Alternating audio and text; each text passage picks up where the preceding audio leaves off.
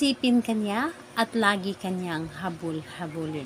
Hello mga guys, kumusta kayo? Panibagong araw, panibagong video na naman tayo. And sa araw na ito, isa na namang video ang aking tuturo sa inyo na simpleng gabay o simpleng pamamaraan na makakatulong sa atin.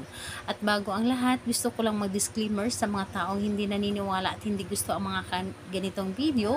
Please skip this video and maghanap kayo ng videos na gustong-gusto nyo dahil ang video na ito ay para lamang ito sa mga taong naniniwala and gusto mag-try. Sa lahat po ng mga nagko-comment dito sa aking video, dito sa loob ng aking channel, mag-ingat sa lahat ng mga nagre-reply sa inyo na dinadala kayo sa kanilang WhatsApp hining mo up upang makaiwas po tayo sa scam.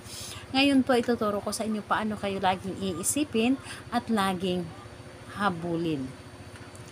Ito ay pwedeng gawin sa parehas ang kasarian, babae ito babae, lalaki ito lalaki. Siyempre naman sa ating babae at lalaki na mag-partner. And pwede mo itong gawin kahit na kayo ay magkalapit at magka-LDR sa isa't isa.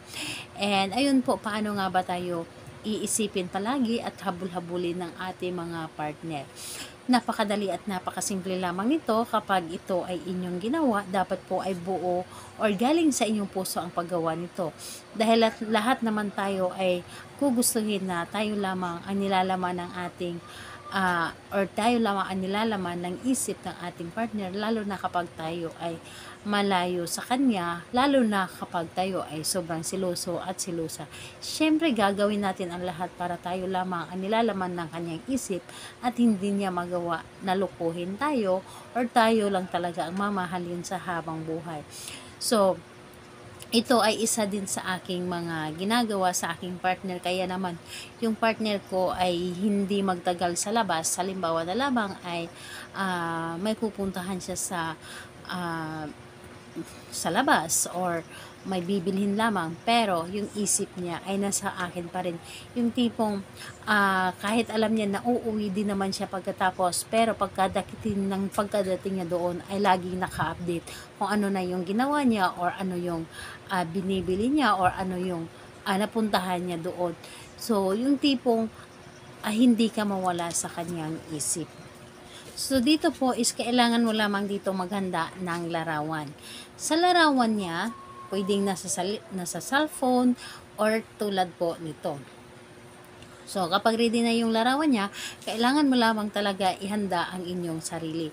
Ihanda mo ang iyong sarili, kailangan na buo ang iyong loob sa paggawa nito, naniniwala ka talaga dahil yun po ang pinakakailanganin natin kapag gumawa tayo ng mga ganito. So, kapag ready ka na, pwede mo na itong umpisahan. So, ganito po ang aking ginagawa para sa aking partner kapag ito ay umalis sa bahay. Kinakausap ko parati ang kanyang larawan. Binubuksan ko ang aking cellphone at tinititigan ko sa loob ng aking cellphone ang kanyang larawan. At kinakausap ko ito parati. Halimbawa, so tawagan namin ay mahal. So ang ginagawa ko, mahal, saan ka man naroroon, pagkadating mo doon, ako pa rin ang iisipin mo, hindi ako mawaglit sa iyong isip or hindi kami mawaglit sa iyong isip.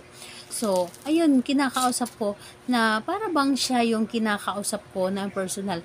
Kaya naman pagkadating niya doon sa kanyang pinupuntahan ay agad itong nakachat or agad itong nakatext. Yung tipong updated siya sa lahat ng ginawa niya. Yung tipong hindi siya magtagal kung saan man siya pupunta.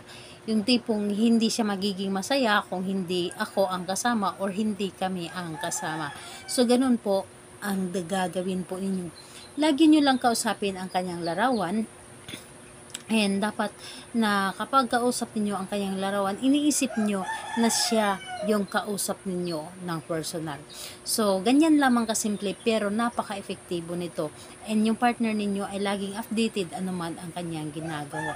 So, gawin ito ng kahit anong araw at oras. Anytime po, pwede mo itong gawin sa kanya. So, ayun po. Salamat po sa inyo. Bye-bye everyone. God bless us all.